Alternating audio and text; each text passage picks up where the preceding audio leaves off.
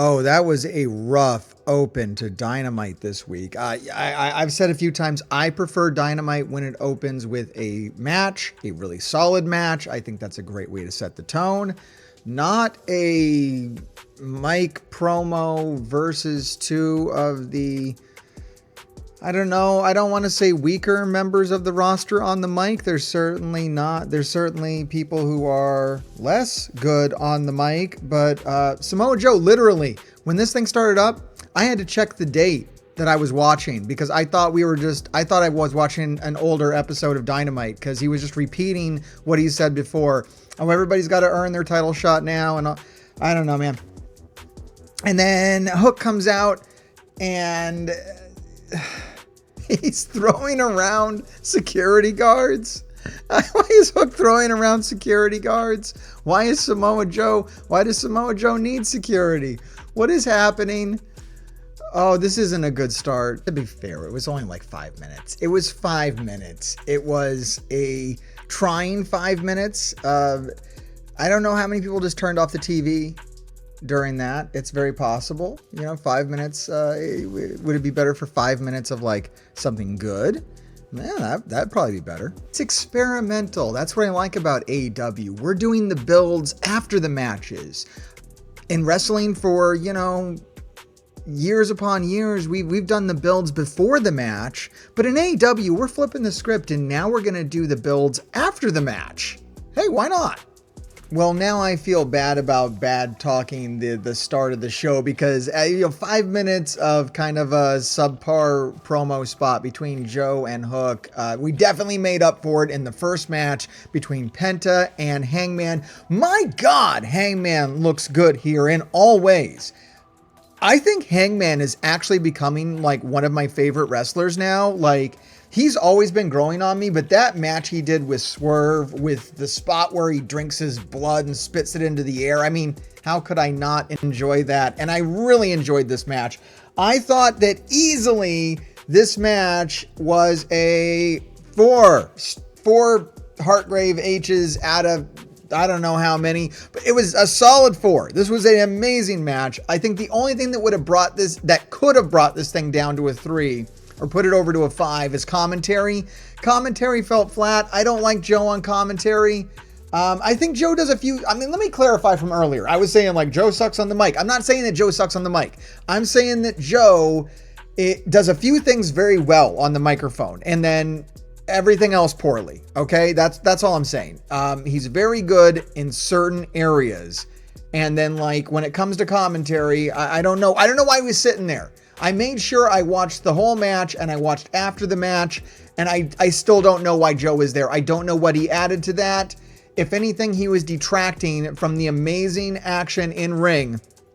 Penta and Hangman just put on a random 4-star banger to kick off Dynamite, and that's how I like Dynamite to kick off. So, all right, after I've seen the entire first 20 minutes of Dynamite, I'm going to say this show is off to a great start. Thank you, Orange Cassidy, for making it very clear to everyone how stupid it is to set up a match at a pay-per-view 6 weeks before the pay-per-view. There's nothing to talk about. There's literally nothing to talk about. And I don't even think that this is like an intentional angle or anything. Like Orange Cassidy does a great job being Orange Cassidy here, but man, it is really perplexing why they would put this match in place so early on with no intrigue about who Orange Cassidy is going to face at Revolution. There is literally no stakes in between. He is saying here that there's gonna be a tournament on Rampage to find out who faces him on Collision, who he's gonna beat at Collision. Like, we really think he's gonna drop the belt before Revolution? Like, there's no damn way anyone is taking the belt off of Orange Cassidy before Revolution. So what's the point of anything he's going to do in between? I don't know. I'm still really hoping that there is a better plan in place for this. But this promo just kind of shows that it is what it is, guys. The match is in place 6 weeks from now. Orange Cassidy's going to literally waste time in between. Like, okay. Oh my God. All right. The match between Trent Beretta and Wardlow was better than it had any right to be. It started off, and I was really worried that Trent was just going to get squashed. And if that was what happened, then okay, I guess we're sacrificing everything we worked with Trent to make Wardlow look like more of a monster, which we kind of did here. But Trent, the match went a long time, much longer than I thought it would go for. I think we got like a 15-minute match here or something like this, 10 minutes. It was a good long duration on TV. And Trent comes out looking resilient. I mean, he's bumping his ass off. He looks like Shawn Michaels against Hulk Hogan back in the day, right? It looks phenomenal. Like Wardlow looks crazy strong, but Trent looks very resilient, and the match that results here is phenomenal, and I would give it a 4. I think it's really elevated. There's a couple of moments of really unique offense that get worked into this. There are some moments there where the referee gets distracted by the Kingdom and Best Friends fighting, and that's how Trent is able to get his offense in. He hits Wardlow with the chair. The ref doesn't see it, and he's able to mount some offense against Wardlow. We get a pin against Wardlow. Like, somehow they made Trent look like a viable threat, like he's not weak, and they still made Wardlow look like an unkillable, unstoppable monster at the same time. It's a very hard thing to do, and that's why I'm giving it a 4. You might say, hey, this is a 3 if you don't respect the craftsmanship here. It would be so easy to come out and just have Wardlow destroy Trent. Fine. I think that'd be very lazy and ultimately acceptable. But to kind of preserve the work that, because we can give Trent a lot of kind of high profile wins, and that's great. I want to see him in the next Continental Classic. I hope what they're doing with Trent is gearing him up for a really strong run in like this year's Continental Classic, or maybe setting him up for a nice spot at a pay-per-view. And I don't think any of that is sacrificed here. I think both guys come out looking great. Wardlow comes out still looking like a unkillable, unstoppable monster. And Trent is still a viable competitor. Absolutely 4-star match because of how difficult the job was. I will never have anything bad to say about a timeless Toni Storm promo. The only thing I really have to say about this is there was a little tease of, I want to fight the real Toni Storm. We don't want that. Nobody wants that. Nobody wants the original Toni Storm. We love timeless Toni Storm. I never want to see this gimmick go. I don't know. Let me know down in the comments, guys. I think Toni Storm needs to ride this to the end of her career. I don't know what Toni Storm wants to do. I don't know what the grand plan is, but right now, with how well this is working for her and how original this is in all of wrestling. I was going to say like female wrestling, but no, all of wrestling. This is one of the most interesting gimmicks that has ever been developed. It is phenomenal. Ride it to the end of the line, because if she gives it up, someone else is going to pick it up. Like, you can guarantee someone is going to copycat this. If they don't do it while she's doing it, certainly if she gives it up, someone else is going to pick this up, and that would be foolish. This is a lifetime gimmick as far as I'm concerned for Toni Storm, but I don't know. We'll see where it goes. Okay, Dynamite, I'm absolutely spoiled at this point. It's been incredible match after incredible match. I don't know why I would expect anything less from Swerve at this point. Swerve is just becoming that main event star that he said he would become. And this match is interesting. Starts off with like a different kind of Jeff Hardy than we've seen before.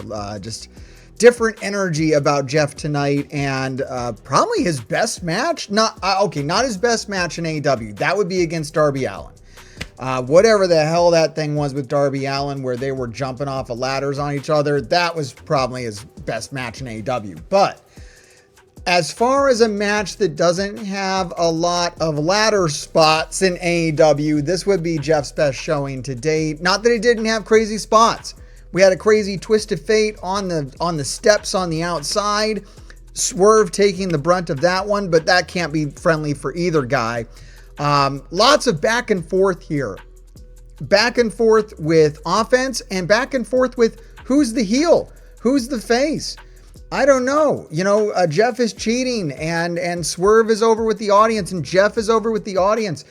Now, you kind of know that this is going to end with Swerve winning, but they did a really good job of not telegraphing that too hard. It really looked like it could have gone either way. I absolutely love this match. I love this episode of Dynamite, and I can't wait for the next one. Oh, I forgot to show it on the screen. If you couldn't tell from my reaction, that is a 4 out of whatever. It's a 4. It's definitely a 4 out of 5. And yeah, I don't know. I think it's going to be hard to get like a 5 rating for an episode of Dynamite, but man, this came really close. Not only was that a great singles match with Swerve, but afterwards we get a little bonus promo between Swerve and Hangman Adam Page, and I love this too. I love this setup where next week they're going to get to pick each other opponents. I would assume that they are going to pick each other's like nightmare opponents. I'm really hoping that Hangman, I hope that Keith Lee is well. I think that would be a phenomenal match for Keith Lee as we build towards a championship match. We didn't get this at the pay-per-view. Man, a match between Keith Lee and Swerve would be epic. If you can't get Keith Lee, I don't know. I'm sure we'll find somebody. I feel like this is a good spot for Lance Archer. Calling Lance Archer, right? Can you see that coming like a mile off? Who's a guy who looks big and scary, but is ultimately going to be defeated? It's Lance Archer calling Brian Cage. I don't know. All right, look, that was probably like the best match that Red Velvet has ever had. I don't know. Let me know. Is there a better match that Red Velvet has ever had? What was it going to be? What was it going to be, guys? I'm going to give this match between Thunder Rosa and Red Velvet a solid 2, right? I think it was even approaching a 3, but it was just kind of short. It was really a squash match. What am I going to say about this? And we get a fire promo from Darby. That's it, guys. We got to admit, Darby is good on the mic. I hope we are all on the same page with this. And then shortly thereafter, this Ricky Starks proves that he is still struggling on the mic. But good job, Ricky. It's got to be hard, guys. I'm not saying that I'd be any better at this stuff, but I don't know why we have Ricky so elevated. I don't understand. But anyways, as far as being elevated, those guys hold the tag belts. I think they're still going to be holding them. I don't think that this is going to happen. I clearly think, and they did cut to the Young Bucks during this promo. The Young Bucks are going to be involved in that. The Young Bucks are going to mess this up for Sting and Darby. Sting and Darby are going to display that they could beat Ricky and Big Bill, and then the Young Bucks are going to make sure that it doesn't happen, and that is going to raise up the aggression and the stakes for the pay-per-view. You can see it coming a mile off, at least I can. Let me know what you think. And we have the debut of the Bang Bang Scissor Gang. Man, I'm happy that happened, so we get to say that all the time now. Can't wait for the t-shirts. It's funny when Brian Cage comes out to the ring, he's got GMSI on his tights, right? If you don't know, that means get my shit in, right? It's an old like wrestler term, or I think it's a weight trainer term as well, gym rat kind of term. And that's what the Acclaim does here. They get their shit in. As far as the Embassy and Brian Cage, they do not get their shit in. They get interfered with by the Bang Bang Gang on the outside. I love this pairing. I love that we finally get to see the Acclaimed. It's been like so long since we've really properly seen the Acclaimed. I think this is the first Max Caster rap that we have heard in months. I don't know, man. Like the Acclaimed were just not present at World's End, and we really, really missed them. I'm really glad to see them back. I really feel like the Acclaimed and the Bang Bang Gang are going to be coming at each other at some point. Like, even this match doesn't really make any sense. Like, shouldn't this be the Bang Bang Gang fighting the Acclaimed? Like, didn't the Embassy just lose to the Bullet Club Gold? Like what? We say we have rankings, right? But I don't get it. How do the guys that just lost the belts get another title shot instantly? If anything, it should be a rematch. Whatever. Wrestling doesn't have to make sense. And this match was fun. I'm going to give it a 3. I think this is a 3. Nothing elevated it to a 4. What do you want from me? Okay, I mean, what am I really going to say about this? This is a dream match for Adam Copeland. I'm so happy that they made it happen for him. I'm always happy to see Suzuki. Suzuki's a legend, of course. I'm trying to say nice things up front here because I'm going to give this match a 3, right? You probably agree with me on this. I don't know. Somebody out there is like, this is a 5-star classic. Look, it's awesome. And there's some cool spots there. I really like when they go through the rail. That's really good. I've seen better Suzuki matches. That's what it really comes down to, is I've seen this match. I've seen it done better. It almost feels like we might get a rematch. This would be a really cool rematch at like Forbidden Door and to give this more time to go. But we definitely saw better matches this night. Saw a lot of cool stuff on this Dynamite. Thought it was a really fun episode with a lot of really great wrestling on it and some really cool promo spots as well.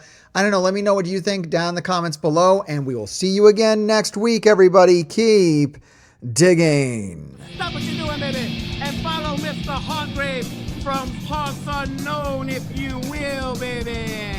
I've seen the demon's face. Mark joined one half a private party, say what up to the grave diggers, and keep doing your thing. On my knees in praise of the horrible things that took her away. Watch another video or be cursed.